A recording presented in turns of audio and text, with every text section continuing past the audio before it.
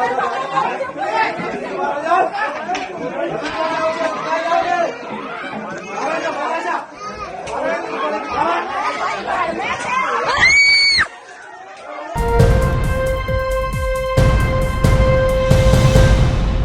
जो वीडियो आपने अभी देखा, ये बयान करने के लिए काफ़ी है कि किस तरह से भारत को अंग्रेज़ों के दौर में लेकर जाया जा रहा है और बिल्कुल इजराइल की तरह किस तरह से मुसलमानों के ऊपर मजालिम ढाए जा रहे हैं। सादी वर्दी में पुलिस दरवाज़ा तोड़ करके घर के अंदर दाखिल होती है और ये कहता है एक पुलिसकर्मी कि अब कहाँ जाओगे, अब भागकर कहाँ जाओगे। और तमाम लोग सिविल ड्रेस में हैं, किसी ने भी खाकी वर्दी नहीं पहनी हुई। अब सवाल यह खड़ा होता है कि यह वीडियो सोशल मीडिया पर जबरदस्त वायरल है। लाखों की संख्या में लोग इस वीडियो को देख चुके हैं और किस तरह से भारत को इजराइल स्टेट बनाने की कोशिश की जा रही है, किस तरह से मुसलमानों के ऊपर बीजेपी शासित राज्यों में मजालिम ढाए जा रहे हैं। अब ये जो वर्दी में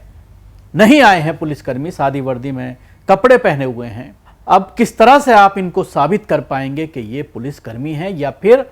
आरएसएस और संघ के विचारक प्रचारक हैं, आरएसएस की सोच वाले लोग हैं, मानने वाले लोग हैं। क्योंकि इस तरह के कई मामले देश में सामने आ चुके हैं कि किस तरह से आरएसएस के लोग सिविल वर्दी में पुलिस के साथ मिलकर के मुसलमानों के ऊपर मजालिम ढाते हुए अक्सर वीडियो सामने आती हैं। और जिस तरह से इस पूरे मामले को मेन स्ट्रीम मीडिया के जरिए एक तरफा पेश किया जा रहा है, उस पर भी कई तरह के सवालात खड़े हो रहे हैं। मामला गुजरात के गांधीनगर अहमदाबाद का है। यहां पर सोशल मीडिया पर यह आरोप लगाया जा रहा है कि मुसलमानों ने आई लव मोहम्मद को लेकर के एक प्रोटेस्ट किया, हाथों में उनका बैनर लेकर के आई लव मोहम्मद लिखा हुआ विरोध प्रदर्शन किया। इसको एक शख्स ने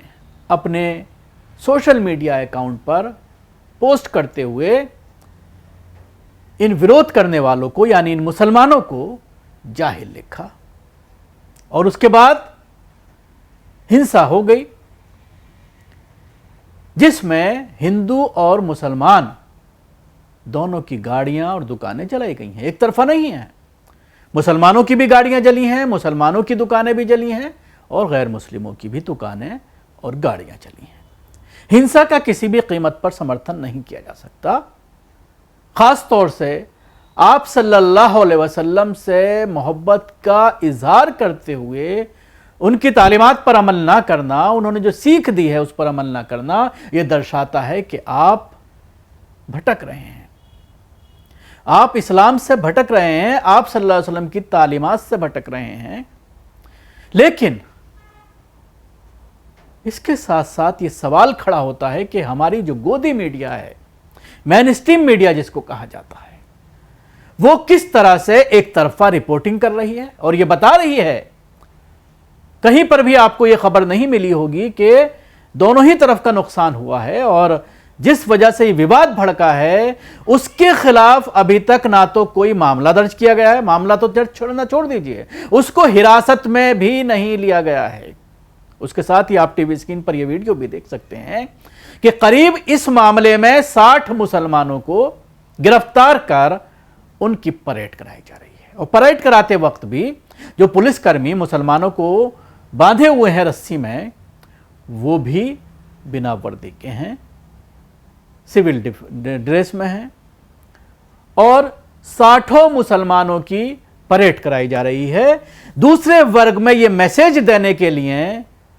कि आप जितनी चाहो इनकी कुटाई करो, जितना चाहो इनको प्रताड़ित करो, जितना चाहो इनकी दुकानों में आग लगाओ,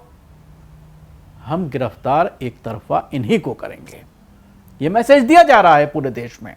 और यही वजह है कि जब इस वीडियो को आप सोशल मीडिया प्लेटफॉर्म पर देखेंगे तो बड़ी संख्या में मुसलमानों से नफरत करने वाले संघी जिस तरह के कमेंट्स कर रहे हैं, उससे आप अंदाजा लगा सकते हैं कि देश किस तरफ जा रहा है। हालांकि बहुत सारे कमेंट्स इसके बॉक्स में आपको ऐसे भी मिल जाएंगे जिसमें आगे आने वाले वक्त को लेकर चेतावनी दी जा रही है कि यह भी मुसलमानों के साथ हो रहा है और ऐसा ही SC ST और OBC के साथ भी जल्द होने वाला है। और क्यों इस तरह के मैसेजेज, इस तरह की चीजों पर लोगों को उलझा कर रखा जा रहा है, मीडिया इस पर इस तरह की डिबेट्स कर रही है, उसके पीछे भी वजह जानना जरूरी है। क्योंकि पूरे देश में 3 राज्यों में खास तौर से इस तरह के विजुअल सामने आ रहे हैं, बल्कि 4-5 राज्यों में इस तरह के विजुअल सामने आ रहे हैं, जिनमें से 4 बीजेपी शासित राज्य हैं, 1 कांग्रेस शासित राज्य है। नौजवान सड़कों पर हैं, नौजवान सड़कों पर उतर करके सवाल कर रहे हैं कि कब तक हमें बेरोजगार रखा जाएगा, कब तक हमें हिंदू मुसलमान में उलझा करके आप अपनी राजनीतिक रोटियां सेकते रहेंगे। यह अब सवाल होने लगा है। लोग सड़कों पर उतर रहे हैं और जो लोग इस तरह के प्रोटेस्ट को दूसरा रंग देने की कोशिश कर रहे हैं, उनको भी प्रोटेस्ट से ही मुंह तोड़ जवाब मिल रहा है। उत्तराखंड की दर्जनों वीडियो वायरल हैं। कर्नाटक में आपने देखा बड़ी संख्या में लोग सड़कों पर उतरे, चाहे कांग्रेस की सरकार हो चाहे बीजेपी की सरकार हो। लेकिन जब आप नौजवानों को नौकरियां नहीं देंगे, रोजगार मुहैया नहीं कराएंगे, देश की अर्थव्यवस्था को आगे नहीं लेकर जाएंगे, तो सवाल तो होगा कब तक एक दूसरे के ऊपर आप टालते रहेंगे, एक दूसरे के ऊपर आरोप लगाते रहेंगे। खासतौर से भारतीय जनता पार्टी 11 साल केंद्र में सत्ता है, उत्तराखंड में भी दूसरी बार लगातार सरकार बनी है, पुष्कर धामी वहां के मुख्यमंत्री हैं,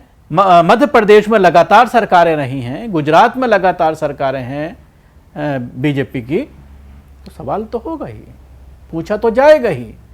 और यही वजह है कि इस तरह के जब प्रोटेस्ट हो रहे हैं तो उसको डाइवर्ट करने के लिए ये पूरा खेल बीजेपी शासित राज्यों में खुलेआम अब चल रहा है, ताकि हिंदू मुसलमान का जो मुद्दा जो है हट करके लोग असल मुद्दे की तरफ अपना ध्यान दे रहे हैं, रोजगार पर घेर रहे हैं, महंगाई पर घेर रहे हैं, सरकार से सवाल किया जा रहा है, तो उसको किस तरह से डाइवर्ट किया जाए। तो इसी चीज़ में अब पूरी एनर्जी सरकार भी लगा रही है,